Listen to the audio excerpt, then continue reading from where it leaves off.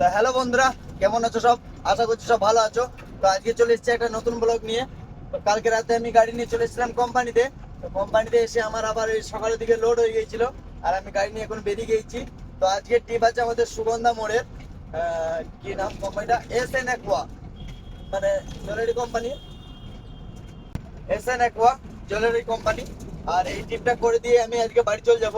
আজকে হচ্ছে শুক্রবার, আর আজকে বাড়ি চলে যাবো তার কারণ হচ্ছে আমি 10 দিন ছুটি নিয়েছি। আমাদের যে টিউশনিতে আগে আমরা পড়া করতাম, সেই টিউশনি থেকে একটা ট্যুরের প্রোগ্রাম করেছে। তো সেই ট্যুরের জন্যই ছুটি নেওয়া। আবার আমাদের যেই বাড়ির সাইডে যে জমিটা দেখিয়েছিলাম যে পেঁয়াজ লাগাবো, তো ওই জমিটাতেও পেঁয়াজ লাগাইতে হবে। তো সেই কারণে আমি 10 দিনের ছুটি নিয়েছি। আর আজকে বাড়ি চলে যাব, কালকে আমরা পেঁয়াজ লাগাইতে লাগতে পারি। আজকে আমার আব্বা বিকালে যে গুসকারা থেকে পেঁয়াজের বীজ কিনে নিয়ে আসবে।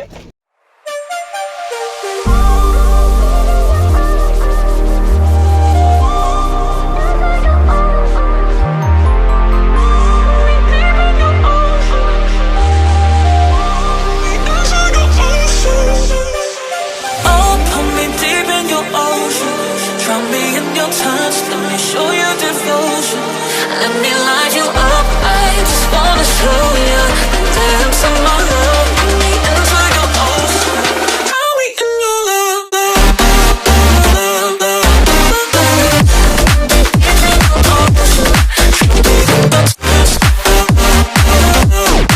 তো ন্যাশনাল হাইওয়ে ছেড়ে আমরা এখন চলে এসেছি পুরনো দিল্লি রোডে।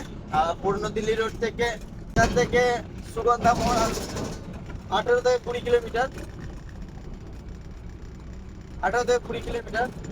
তো চলো যাওয়া যাক। এটা হচ্ছে পুরনো দিল্লি রোড। আর যেটা ছিলাম ওটা হচ্ছে নতুন দিল্লি রোড, আবার অনেকজন ন্যাশনাল হাইওয়েও বলে। আর এটা দিয়ে মগরা, বর্ধমান, কল্যাণী, কাটোয়া, নবদ্বীপ এদিকে যাওয়া যাবে।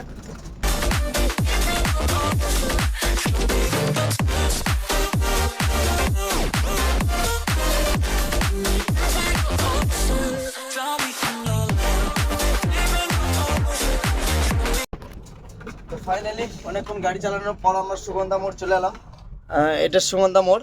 এবার এই সিগন্যালটা পার করে আমাকে দাঁড়াইতে হবে। আর এখান থেকে বাঁ দিয়ে কিন্তু ধনেখালি চলে যাচ্ছে, আর ডান দিকে চলে যাচ্ছে চুঁচড়া।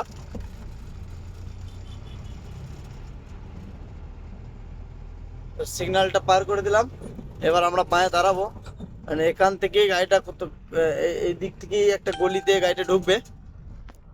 তো আমি এখন বাঁয়ে দাঁড়াই দিয়ে পার্টিকে ফোন করি, কারণ এইখানে কোথাও বাঁ দিকে আমার গলি দিয়ে ঢুকবে গাড়িটা।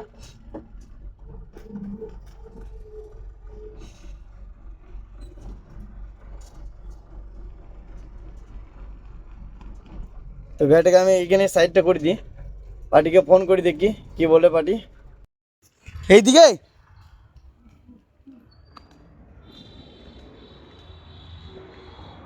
জলের ফ্যাক্টরি এদিকে তো।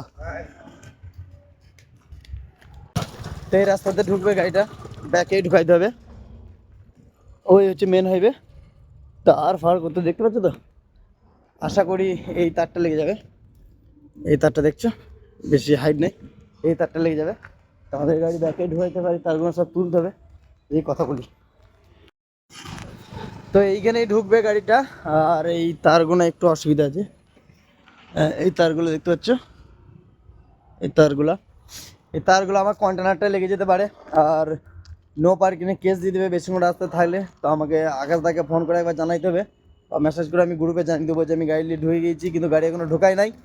এখানে নো পার্কিংয়ে পুলিশ এসে কেস দিয়ে দেবে, তখন বিশাল ঝামেলা হয়ে যাবে। তো চলো গাড়ির কাছে যাওয়া যাক। কলা বাগান বড়।